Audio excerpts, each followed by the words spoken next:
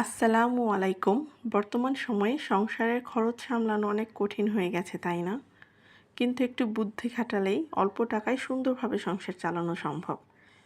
আজ আমি আপনাদের সাথে শেয়ার করব কম খরচে সংসার চালানোর 10টি দারুণ টিপস। ভিডিওটা শেষ পর্যন্ত দেখবেন, খুব কাজে লাগবে। আর ভিডিওটা যদি ভালো লাগে অবশ্যই সাবস্ক্রাইব করে দিবেন। তাহলে চলুন চলে যাই। এখানে দেখতে পাচ্ছেন আমি কিছু আটা বের করছি। এটাই হচ্ছে প্রথম টিপস। ধরেন এরকম কম দামে আটা হচ্ছে, এখানে আমি 4 কেজি আটা 110 টাকা দিয়ে কিনেছি।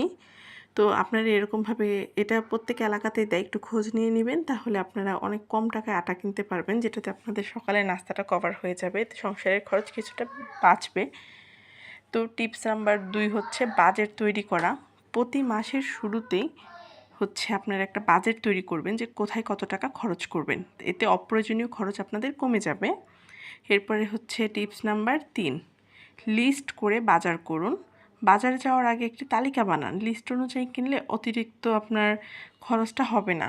টিপস নাম্বার 4, ঘরের রান্না বাড়ান। বাইরের খাবার কমিয়ে ঘরের খাবারটা আপনারা বেশি খান। যেমন বাচ্চাদেরকে আপনারা ঘরের খাবার রেডি করে দিতে পারবেন, নিজের হাতে ফ্রেঞ্চ ফ্রাই, চিকেন ফ্রাই এগুলো তৈরি করে দেন। এটা স্বাস্থ্যের জন্যও ভালো, টাকাটাও বেড়ে যাবে, মানে কমে যাবে খরচ। তো হচ্ছে টিপস নাম্বার 5, বিদ্যুৎ এবং গ্যাস সাশ্রয়।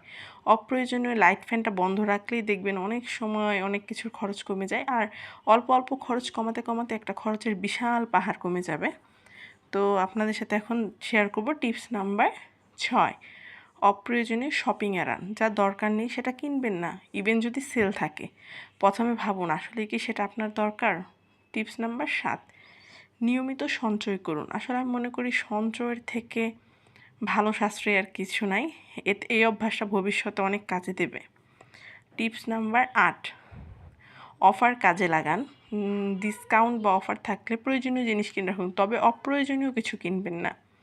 টিপস নাম্বার 9, ঘরে হচ্ছে ছোট বাগান করতে পারবেন। আপনারা দেখতে পাবেন যে আমি ছাদে টুকটাক গাছ লাগাইছি, যেমন সেখানে বেগুন হলেও আমার একদিনের খাবার রান্নাটা হয়ে যায়। বা মরিচ গাছ অনেকগুলো লাগাইলে দেখা গেছে মরিচ কিন্তু একটা হিউজ অ্যামাউন্ট টাকা চলে যায়।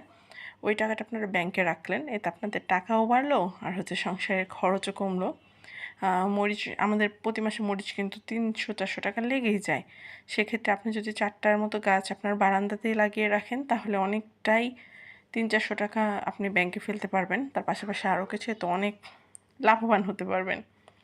তো টিপস নাম্বার 10, আপনার খরচ হচ্ছে লিখে রাখবেন। প্রতিদিন কোথায় খরচ করছেন সেটা লিখে রাখুন, তাহলে বুঝতে পারবেন কোথায় আসলে বেশি খরচটা হচ্ছে। আস্তে আস্তে সেটাও কমিয়ে ফেলবেন।